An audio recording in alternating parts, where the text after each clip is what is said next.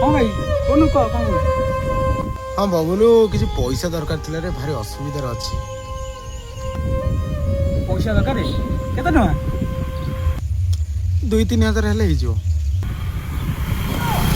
2 ନା 3? 3,000 3,000। କେତେ ଦିନ ଭିତରେ ଦେଇଦେବୁ? ହଁ ହଁ ମୁଁ ତତେ ସାଲାରୀ ମିଳିଲେ ଦେଇଦେବି। 1 ତାରିଖ 2 ତାରିଖ ଦେଇଦେବି। 2 ତାରିଖ ନା 3 ତାରିଖ? 2 ତାରିଖ 2 ତାରିଖ। ଓହୋ ଭାଇ ଗୋଟେ କଥା କେମିତି ଖରାପ ଭାବିବୁନୁ? ହଁ କହୁନୁ। ମୋ ପାଖରେ ପଇସା ନାହିଁ ରେ।